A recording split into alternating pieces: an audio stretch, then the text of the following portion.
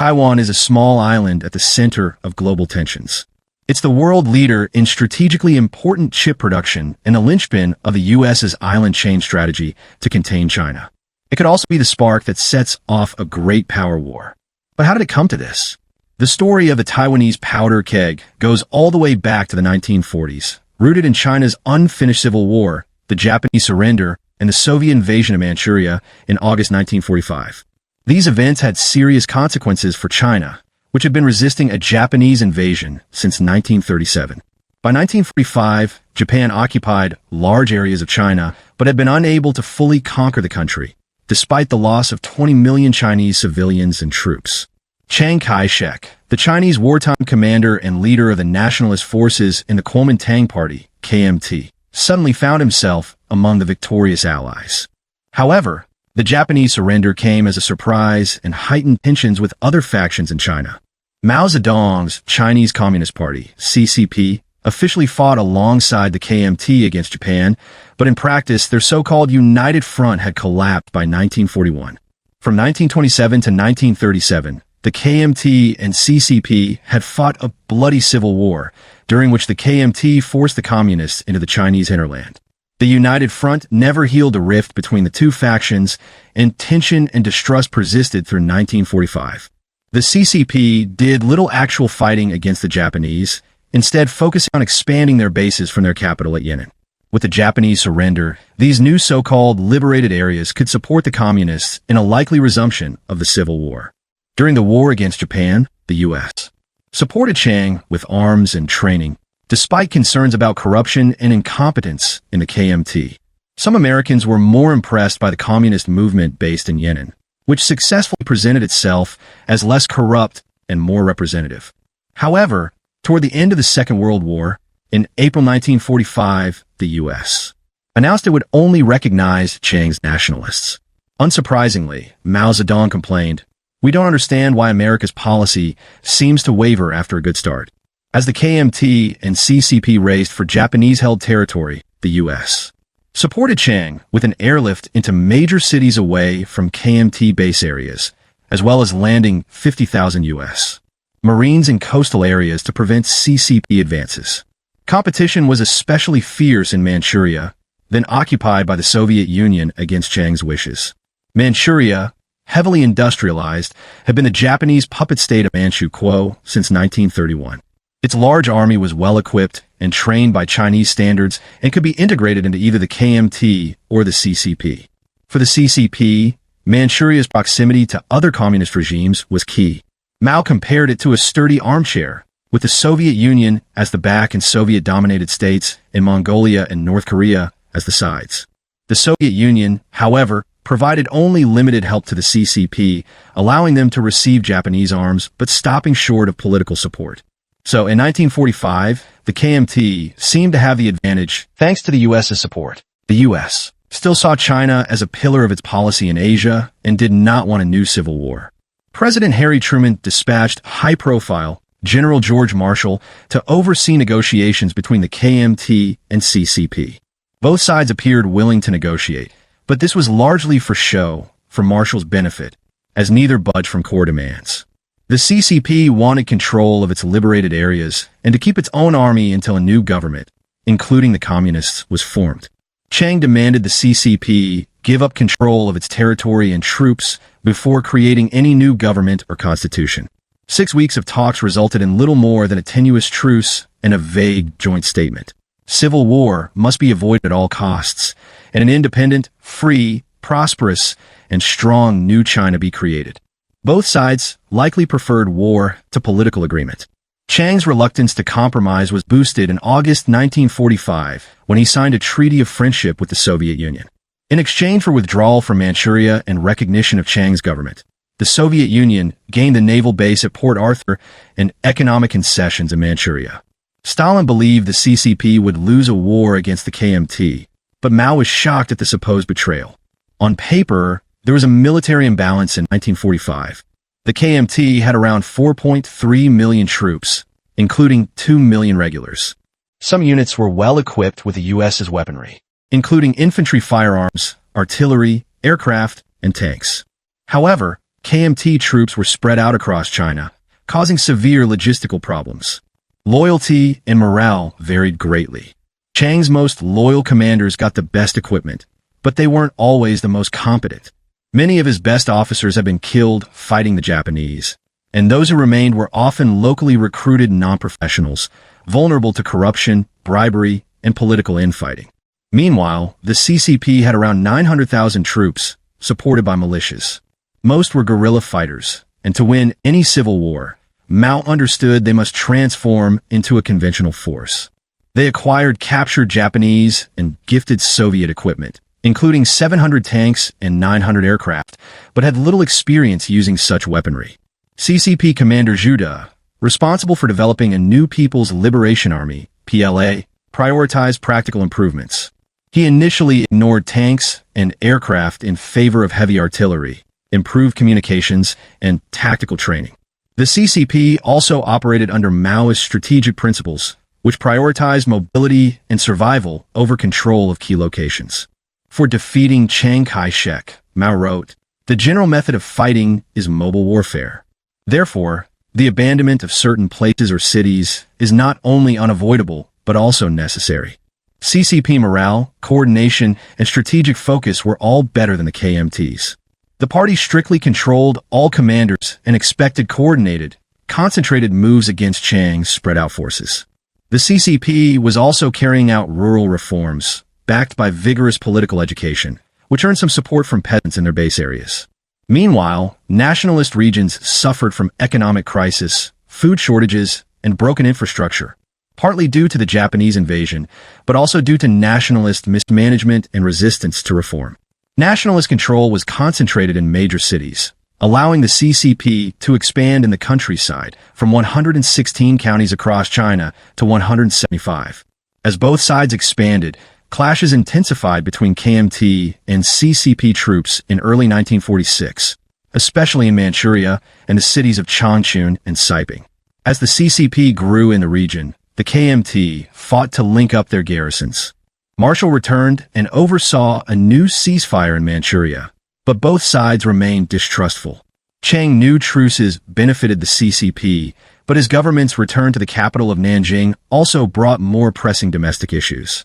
However, he wanted to quickly eliminate the CCP and reinforce China's post-war status as an emerging great power before any meaningful political development.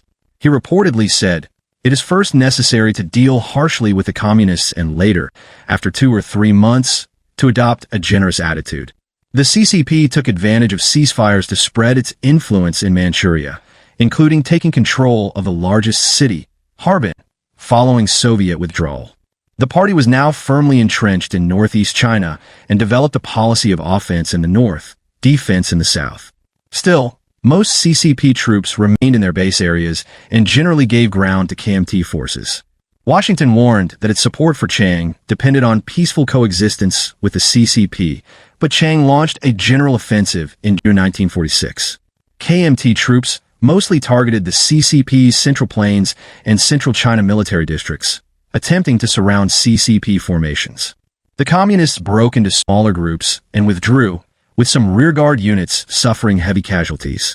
Some CCP units launched local counterattacks, stalling the advance and eliminating individual KMT units, but they couldn't conduct a full counteroffensive. By late 1946, the KMT secured several major cities and the railways between them, forcing the CCP out of much of Jiangsu and southern Manchuria, capturing 165 towns and 174,000 square kilometers of territory. Even so, Chiang was frustrated that he hadn't destroyed the main CCP armies. The U.S. was also frustrated with Chiang, and although U.S. Marines remained in coastal cities, they withdrew in January 1947. Marshall blamed both sides for an unwillingness to make a fair compromise. In February and March 1947, Chiang kept up the pressure with his strong points offensive.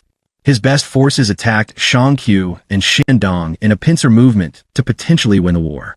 There was heavy fighting around the CCP headquarters in Linyi. The KMT seized the city, but shortly afterward, the CCP ambushed and destroyed several KMT units, including well-equipped mechanized formations considered the KMT's finest. However, These ambushes were also costly for the CCP, who overwhelmed armored vehicles with mass infantry attacks.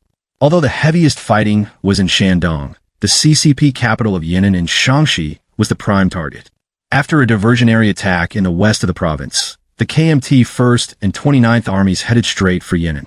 After light resistance, Mao abandoned the capital, saying, "We should not try to stop them." Chiang thinks when he has seized the Devil's Lair, he will win. In fact, he will lose everything. "We will give Chiang Yan'an. He will give us China." Local CCP counterattacks slowed KMT advances from Yan'an, but the KMT captured an additional 191,000 square kilometers and 18 million inhabitants. The loss of Yan'an was undoubtedly a severe psychological blow for the communists, but it wasn't as decisive as Chiang hoped. CCP strategy didn't depend on Yan'an, and its loss did not fundamentally damage their war effort. Mao planned for a long war of at least 5 years, aiming to conserve and expand his forces while carrying out reforms. Meanwhile, Chiang didn't prepare for a long war. He postponed reforms until after the war, which he expected to be short, and resisted formal mobilization in favor of local requisition. Chiang only announced general mobilization in July 1947, after it became clear capturing Yan'an wouldn't end the war. The nationalist failure to win in 1947 revealed the differences in thinking between the CCP and KMT. For the KMT, the war was a campaign of final eradication against supposed bandits, while for the CCP, it was part of a long-term revolutionary struggle for Chinese statehood under communist rule. Since the late 1920s, the CCP had fought largely for survival and developed a pragmatic strategy not tied to one territorial base. Many commanders were younger and gained experience through these survival years. In 1938, Mao wrote, "We should have the courage to retreat." In their ignorance of this principle, the advocates of desperate action will contest a city or a piece of ground, even when the position is obviously and definitively unfavorable. As a result, they lose not only the city or ground, but fail to preserve their forces. This exemplifies a key difference in strategic principles between the KMT and CCP. Chiang received strategic and tactical advice from Western theorists, including Soviets, Germans, and Americans. Most Western strategists considered cities the center of gravity for strategic operations, the hubs of commercial, military, and political control. However, in China, most big cities were in the east and south. The rest of the country had few cities that could be considered centers of gravity in the Western sense. While the CCP still mostly operated on a guerrilla basis, wider base areas providing support for their mobile forces were more important than cities. Also, while Western strategy often saw military initiative in the attack, forcing the opponent to react, the CCP believed pre-planned withdrawal could gain the initiative.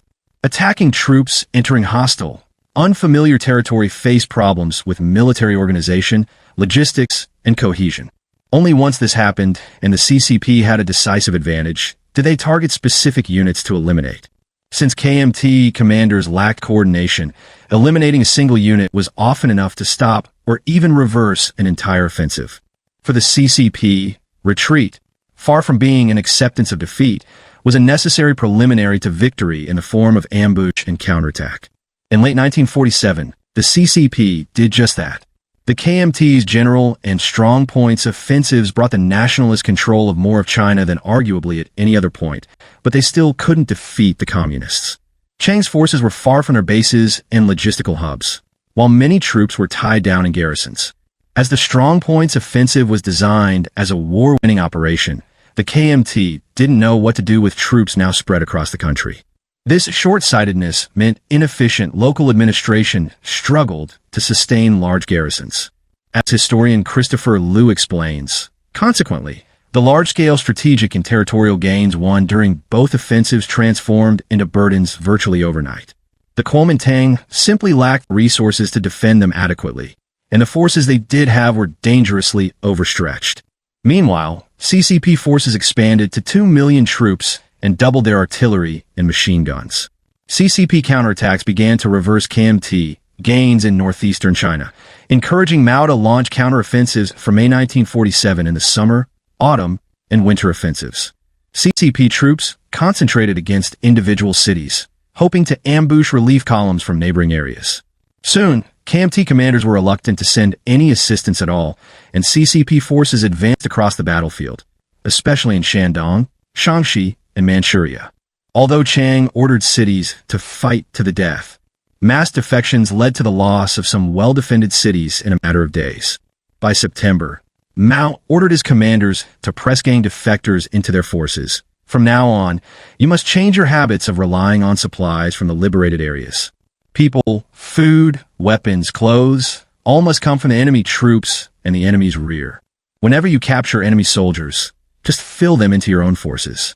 KMT losses were especially severe in Manchuria. The new KMT commander, General Chun Chung, a Chiang loyalist with roughly 500,000 U.S.-equipped troops, was pushed back by mid-1948 into small pockets of territory around Jinzhou, Changchun, and Shenyang, with a loss of 150,000 KMT troops. Chun had little hope of success, but Chiang ordered him to stand firm and expect reinforcements via airlift. The KMT flew in 250,000 more troops from defense duties elsewhere in China. CCP commander in Manchuria, Lin Biao, had previously been reluctant to attack without significant preparation, which angered Mao. Mao wrote, "The key to the whole military situation in the northeast lies in the capture of Yi County, Jinzhou, and Jinsi. However, it has been 3 weeks since your troops moved out, and you have still not started the attack on Yi. The movement is so unbelievably slow. You should conduct self-criticism." In September 1948, the CCP launched its Liaoshan campaign against Jinzhou, Shenyang, and Changchun. Lin's forces besieged Jinzhou on October 14th, pounding its medieval walls with heavy artillery before bloody street fighting began. 90,000 KMT men surrendered. The CCP then rapidly swung toward Shenyang, eliminating an attempted KMT counterattack in marshland near Aishan. This defeat caused the KMT commander in Changchun to defect. The starving city had been under siege since August, with reports of cannibalism. KMT defectors in the city now fought their former comrades who refused to defect. After a brief battle, Changchun surrendered to the CCP on October 26th. All that remained was Shenyang. The nationalist New First Army rushed to its defense, but CCP formations outflanked and destroyed it in a 9-day battle with 100,000 losses. After a lackluster defense, Shenyang surrendered on November 2nd. The Liaoshan campaign was a vital communist victory. Communist casualties are unknown, but were likely significant due to repeated attacks on walled cities. However, the KMT lost some 400,000 of its best troops through casualties and defections. These defections meant CCP forces actually grew and likely now outnumbered the KMT. As the war intensified and territory changed hands, more and more civilians found themselves under new governance, often facing new threats of violence. CCP military operations ran parallel to a political campaign based around Mao's agricultural reforms and urban student movements. Later, mainland Chinese historiography would argue that much of the population supported communism, but assessing actual support is difficult. It certainly varied as the war progressed and from region to region. CCP reforms, such as reducing rents, redistributing land, and creating village committees, did earn support, though few peasants outside traditional CCP base areas were ideological communists. Local committees were under strong communist control despite intense political education campaigns, and many peasants clung to traditional aspects of village life. Still, land redistribution created new loyalties, if only out of necessity. As one observer noted, after the farmer receives a share of the land, he will naturally think that the only way to preserve it is to follow the CCP to the very end. Farmers are fearful of revenge from the landlords, and it is highly probable that they will plunge in with the CCP. The party's urgent need for troops and supplies also led to a radical program, often led locally by students and political officers. Coercion, propaganda, and violence were common, especially against landlords and wealthier peasants. CCP officials encouraged peasants to partake in sometimes violent public humiliations and denunciations of wealthier peasants, though some used the process to settle older disagreements. Estimates vary, but between 1945 and 1949, communist-led violence may have killed up to 1 million landlords.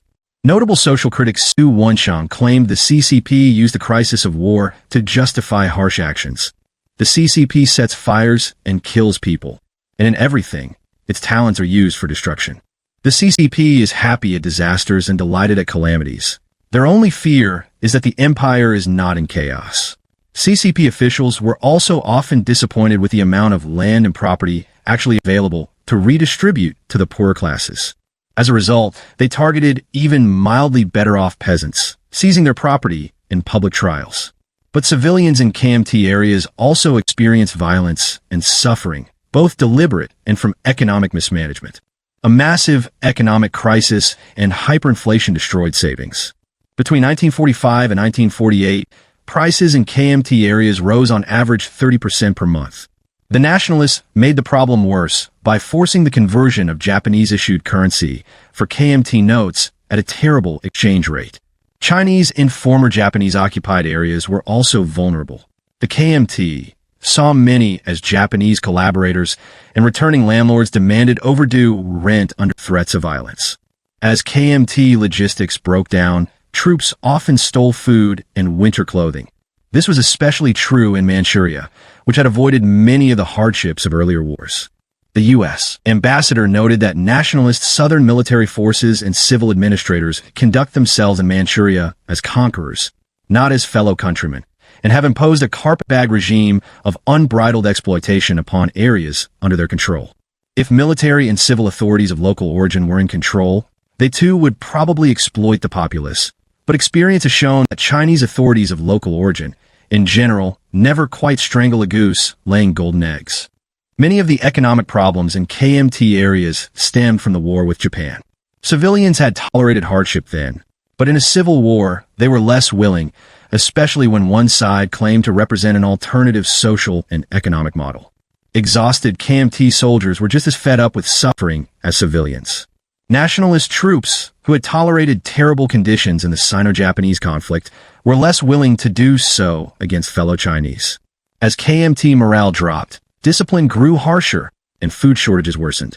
CCP propaganda became more effective. Brothers, lay down your arms, which you never want to take up. Did you join the Kuomintang army freely? No, you were dragged into it at the end of a rope. Come over to us if you want. We will send you home. Better still, you can join us and fight to free your home as we have ours. As KMT desertions increased, Mao now predicted victory in 1 year. In September 1948, CCP forces captured Jinan, marking the final transition of the People's Liberation Army, PLA, into a conventional force. Chiang believed the CCP must be exhausted after a series of bloody battles, but he underestimated their ability to maintain the offensive with captured supplies and troops. In November, the PLA launched the Huaihai campaign to capture Suzhou, a major city and strategic railway hub. Chiang reinforced the city with 150,000 men, but they were soon trapped when CCP forces captured Suzhou, blocking withdrawal to the south. Initially, KMT troops held their lines around Suzhou, thanks largely to their advantage in armor, artillery, and air support. The CCP invested more troops, including its new armored units, until 1.8 million combatants on both sides flooded the area, making the Huaihai campaign arguably the largest post-World War II battle ever. On the KMT side, personal rivalries and fear of ambush hindered the deployment of their forces, a fear that was well-founded. While the KMT 7th Army awaited delayed reinforcements east of Suzhou, CCP troops surrounded the city. The 7th Army tried to fight towards Suzhou, but was destroyed by communist artillery during a 10-day battle in late November. Chiang ordered his men to hold firm, and the KMT commander in Suzhou, Du Yuming, remained loyal. However, seasonal rain and fog diminished KMT air and armament support, and relief attempts failed by December. Some of the wounded were evacuated by air, including with support from Civil Air Transport, a civilian airline founded by General Claire Chennault, the former commander of U.S. pilots operating in China during World War II. But those who remained were now eating grass and animal bones. Chiang eventually allowed a breakout attempt to the south, and although it took the CCP by surprise, they stopped it in 3 days. Freezing and starving, Du Yuming surrendered on January 10, 1949, along with 100,000 of his men. One officer told his CCP captors his last meal was his American sheepskin gloves. The Huaihai operation sealed the nationalist fate on the mainland, especially since the communists went on the offensive elsewhere at the same time. From November 1948, CCP forces also targeted KMT positions around the Beijing-Tianjin railway line. The CCP's Pingjin offensive aimed to push them out and open the way to Beijing. Once again, CCP forces ambushed KMT units moving into new positions. After communist troops ambushed a force at Xinbaoan, two CCP armies destroyed a KMT relief force from Beijing, capturing Zhangjiago and Xinbaoan. Meanwhile, CCP artillery pinned the KMT in the walled city of Tianjin before PLA infantry stormed the city in brutal house-to-house combat. After several costly assaults, the CCP captured Tianjin on January 15, 1949. By January 31st, the CCP was in Beijing.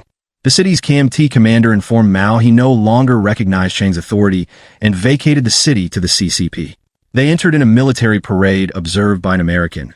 Tanks, armored cars, truckloads of soldiers, trucks mounted with machine guns, trucks towing heavy artillery, innumerable ambulances, jeeps, and other smaller vehicles. It was probably the greatest demonstration of Chinese military might in history, but it was primarily a display of American military equipment, virtually all of it captured or obtained from Kuomintang sources. After this series of KMT disasters and Mao's rejection of ceasefire talks, Chiang resigned as president on January 21, 1949. This was a symbolic move, since he maintained military command. His only hope now was to hold a defensive line south of the Yangtze River as troops, refugees, and civilians fled south into the major cities. Chiang hoped the communists were exhausted after months of heavy fighting. Some CCP commanders did want to rest and recuperate, but Mao ordered the offensive to continue. By spring 1949, they crossed the river as KMT troops simply refused to fight or fled south. Chiang ordered Nanjing and Shanghai to hold out, but both cities were in chaos. Government offices evacuated, widespread looting broke out, and roaming squads executed anyone they suspected of being a communist agent. Many KMT troops evacuated the cities to the south, with Shanghai holding important economic and symbolic value.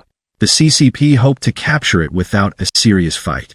The Battle of Shanghai was aptly compared to battling rats in a china shop. You must catch the rats and must not break the precious porcelain. In the end, both cities fell with little fighting in April and May.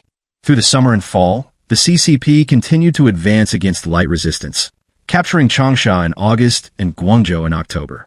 On October 1, 1949, Mao proclaimed the new Communist People's Republic of China, essentially claiming victory in the Civil War. Chiang considered making a last stand in his old capital of Chongqing, but he found few allies willing to fight and headed for Chengdu. However, the CCP was about to take Chengdu, so on December 7, 1949, the sick and exhausted Chiang fled with the remainder of his government and 2 million troops to the island of Taiwan. Taiwan, formerly known as Formosa, had been a Japanese colony since 1895. Chiang's arrival in 1949 was seen by some locals as a switch from one colonial regime to another. U.S. bombing in World War II had devastated the capital of Taipei, and post-war KMT officials had little inclination to redevelop Taiwan. Locals were seen as Japanese collaborators and were treated harshly by officials. When large-scale demonstrations broke out in February 1947, the new authorities killed 10,000 while putting them down. As refugees and troops from the mainland arrived in 1949, they quickly worked to make Taiwan defensible but also conducted training for a return to the mainland. Even so, some KMT officials did not expect the regime to last long, and a communist invasion seemed likely. The CCP considered invading but ran into problems. At the Battle of Kinmen, Gunning II, KMT forces repelled an invasion on a much smaller island, revealing the CCP's naval and amphibious weaknesses.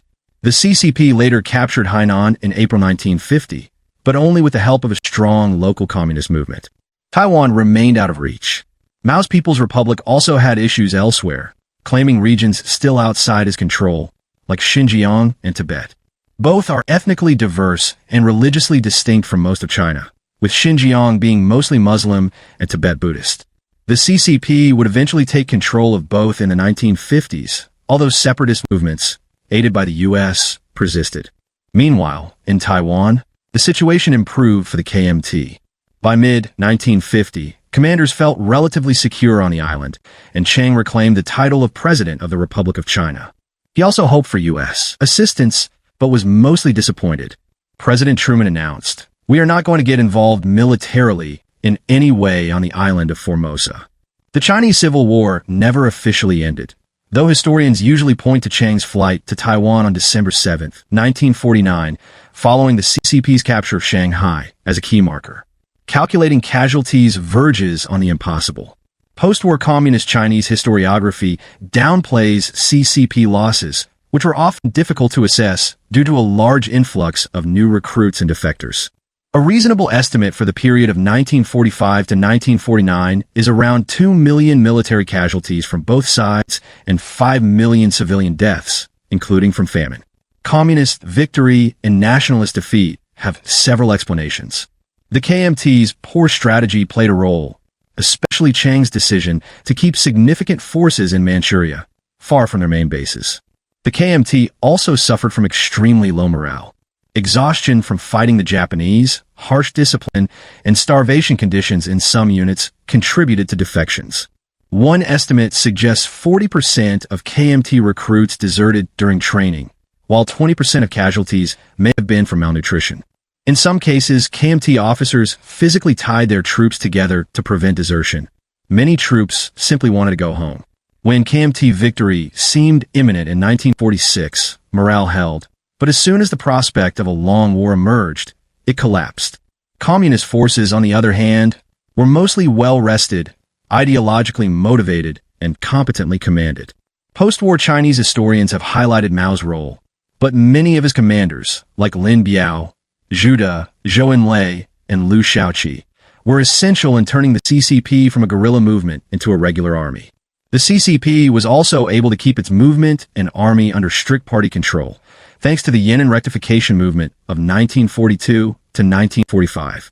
During this period, CCP officials killed up to 10,000 of Mao's real and imagined opponents, forcing others into line and establishing a cult of personality. These purges created a cohesive and obedient command structure, though earlier in the war, Mao did take advice from his commanders. Other historians argue political and social differences were more important than military realities. The CCP's policy of reform may not have created legions of dedicated communists, but it did appeal to practical peasants who suffered physical and economic hardships under KMT rule. Under its founder, Sun Yat-sen, the Kuomintang started as a party of reform and nationalist revolution, but by 1945, war and corruption had eroded trust. Chiang himself complained in 1949, "To tell the truth, never in China or abroad has there been a revolutionary movement as decrepit and degenerate as we are today, nor one so lacking spirit, lacking discipline, and even more lacking standards of right and wrong as we are today." Chiang's critics, however, say he blamed the wider KMT to distract from his own failings as commander. As the war went on, the KMT relied more on urban commercial elites for income and support, hindering meaningful reforms in the countryside. Simple KMT reforms, like improving public hygiene, did not address the peasantry's worries about land and rights, forcing many to rely on UN aid. The fragmented, undisciplined KMT administration also meant local officials often governed in their own interest, taking over profitable businesses and selling relief supplies on the black market. The U.S. worked to undermine such operations in Shanghai, but they remained rife elsewhere. This corruption provided political ammunition for the communists. As historian Emmanuel Su concludes, the stone that one builder had rejected became the cornerstone of the other's house. CCP military and political organization gave it the advantage over a fragmented and corrupt KMT. But Chiang also miscalculated the U.S.'s intentions.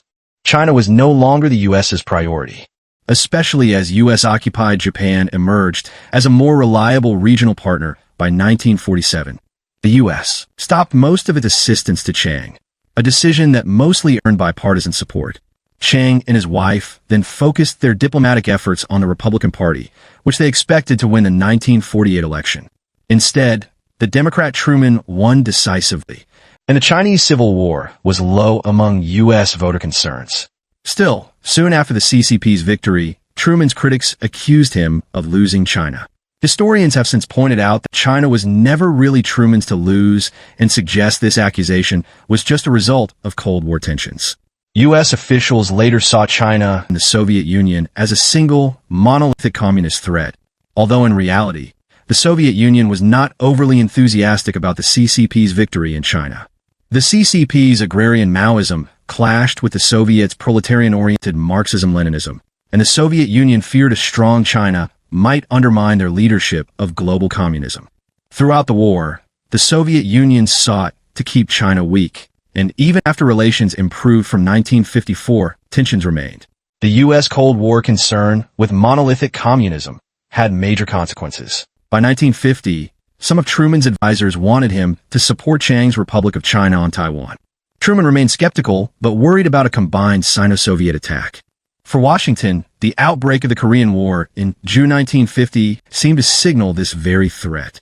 One of the first U.S. actions was to send the 7th Fleet, not to Korea, but to the Taiwan Strait, to deter a Chinese invasion of Taiwan.